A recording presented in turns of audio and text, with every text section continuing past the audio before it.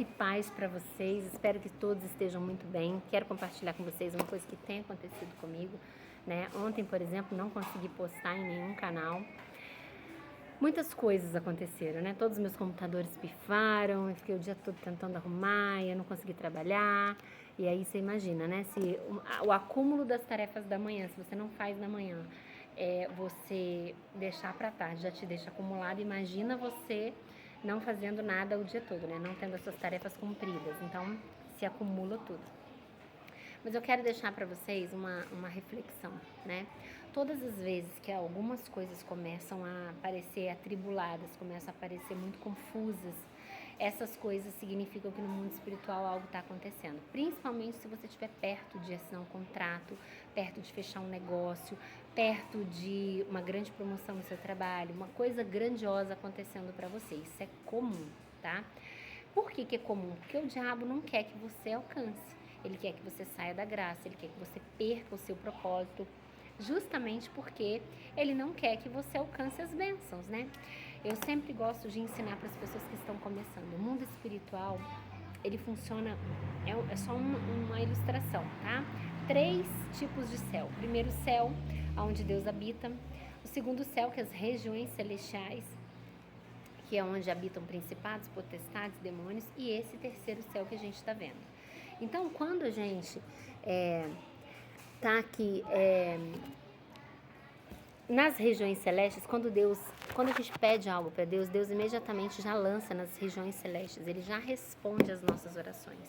E nas regiões celestes, aonde estão os demônios, principados e potestades, é onde há a batalha espiritual. Quando o anjo desce com a nossa bênção, ele passa pela batalha espiritual. Por isso que Daniel diz que o príncipe da Pérsia resistiu por 21 dias até chegar a bênção até Daniel.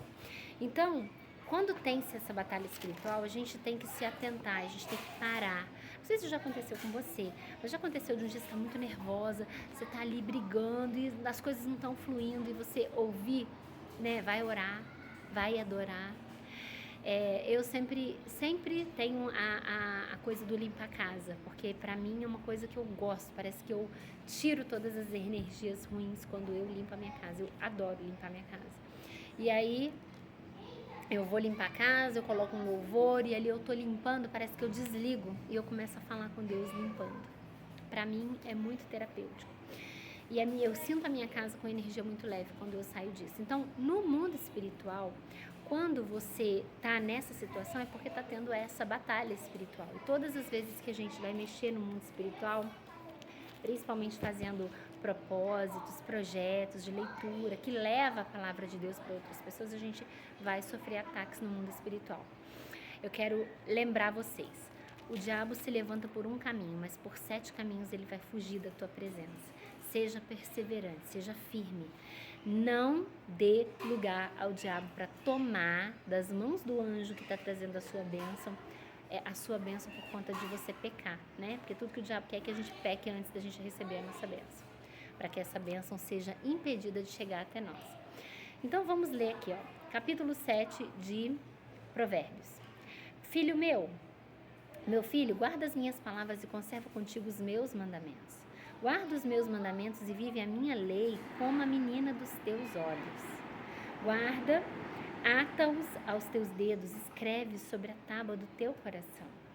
Dize a sabedoria, tu és minha irmã, e ao entendimento chama de teu parente, para que eles possam te guardar da mulher estranha, da estranha que lisonjeia com palavras, porque da janela da minha casa olhei por minhas frestas e contemplei entre os simples, discerni entre os jovens um jovem homem vazio de entendimento. Ou seja, o homem que cai no laço da mulher adulta, está escrito aqui em Provérbios 7:7, é o homem vazio de entendimento.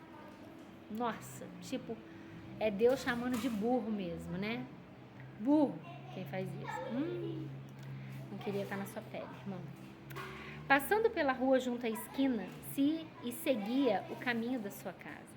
No crepúsculo à tarde, na escuridão e trevas da noite. E eis que ele encontrou uma mulher com vestimenta de prostituta e sutil de coração. Ela é espalhafatosa, teimosa, seus pés não habitam em sua casa. Ora ela está fora, ora está nas ruas, à espreita em cada esquina. Então ela o pegou e o beijou e com face impudente lhe disse: tenho ofertas de paz comigo, hoje paguei os meus votos. Por isso vim ao teu encontro, a buscar diligentemente a tua face e te achei. Ela quer dizer que ela é uma mulher de Deus, tá? Eu enfeitei a minha cama com cobertas de tapeçaria, com obras esculpidas, com linho fino. Perfumei a minha cama com mirra, aloes e canela. Vem, vamos nos encher de amor até de manhã. Confortemo-nos nos amores, porque meu marido não está em casa, foi fazer uma longa viagem. Levou um saquetel de dinheiro com ele e virá para casa no dia marcado. Com seu muito bom discurso, ela o fez render-se com a lisonja de seus lábios, ela o forçou. E ele logo a segue como um boi que vai para o matadouro e como um tolo para a correção dos estúpidos, até que a flecha lhe atravesse o fígado, como um pássaro se apressa para o laço e não sabe que para tomar-lhe a vida. Ouve-me, pois, agora, ó vós filhos, dá-me ouvidos e atentai às palavras da minha boca. Não permita que teu coração desvie para seus caminhos e não te percas em suas veredas, porque ela humilhou muitos feridos. Sim, muitos homens fortes foram mortos por ela. O mesmo demônio que ele trabalha na mulher, essa mulher adúltera aí que vai lá com lábios de mel, que vai ali seduzir esse cara, que prepara uma cama para ele, um laço, né? Como a Bíblia fala, o laço do passarinheiro. Essa mesma mulher, esse mesmo demônio que está sobre a vida dessa mulher, ele vai lá no marido dessa mulher e faz o marido voltar para casa mais cedo. Para quê? Para pegar. Porque não é o diabo, ele não faz isso para ficar escondido. Nada fica escondido. Ele faz justamente para que você pegue no flagrante ali. E para que essa situação se torne vergonha, ruína e aí consiga acabar com a vida dessas pessoas, né? Então, se o homem é sábio e ele tem entendimento, ele corre. Ele não confia em si mesmo. Ele corre desse tipo de mulher. Corre por quê? Porque maldito é o homem que confia no homem. Se você confiar em você a ponto de achar que você é capaz de resistir, vai chegar um momento que você não vai conseguir resistir e você vai cair. E aí ele fala que é falta de entendimento mesmo. Porque se você sabe que a sua carne é fraca, que você pode gostar daquilo dali, qual que é o papel que você tem que fazer? É como José, correr mesmo. Hoje eu estava ouvindo um rabino e ele disse que a beleza de José era tão grande que alguns estudos, é um rabino contraste, formado pelo Rabinato de Israel. Se vocês tiverem oportunidade, sigam ele porque ele é muito bom. E ele fala que alguns achados históricos, né, e também a tradução da palavra, do nome real da palavra Potifar, diz que Potifar se apaixonou por José. Se apaixonou mesmo, ele se apaixonou ao ponto dele cortar os órgãos sexuais dele para, de repente, ficar mais propício para ter alguma coisa com José. Olha bem.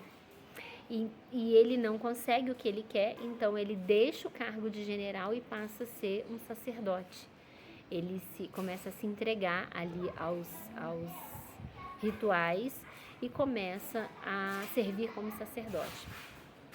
Tanto que depois a tradução do nome do sacerdote para a tradução do nome do Potifar é o mesmo. Então alguns livros dizem que é a mesma pessoa.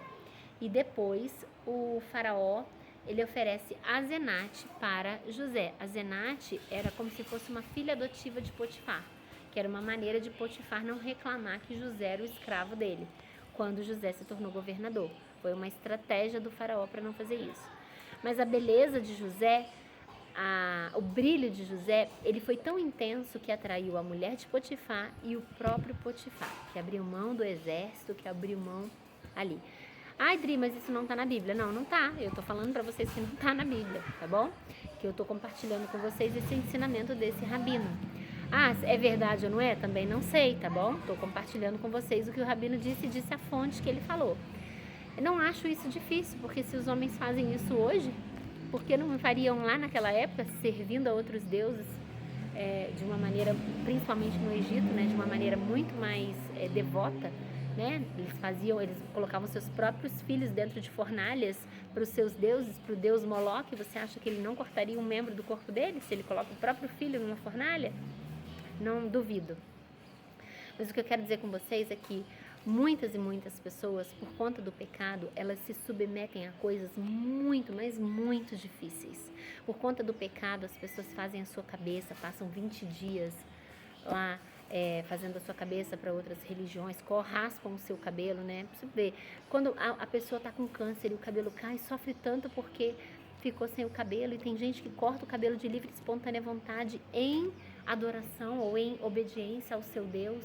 Então as pessoas fazem coisas muito grandes em obediência, em questão da sua religiosidade, obedecendo aos mandamentos ali dos seus deuses. E por que você e eu não podemos correr desse mal, né? Obedecer isso daqui por uma coisa que vai nos livrar de um caminho de morte, como ele diz aqui. É um caminho de morte. Acreditem vocês ou não, é um caminho de morte. Se vocês olharem aí os famosos que vivem traindo, trocando e vira e tal, nunca estão felizes, nunca estão satisfeitos, nunca estão plenos. Sempre estão ali buscando uma coisa a mais. Então, não é inteligente o homem se meter com adultério, nem a mulher, né? É lógico, claro que também não é inteligente. Beijo no coração de vocês, vamos agora para o capítulo 8.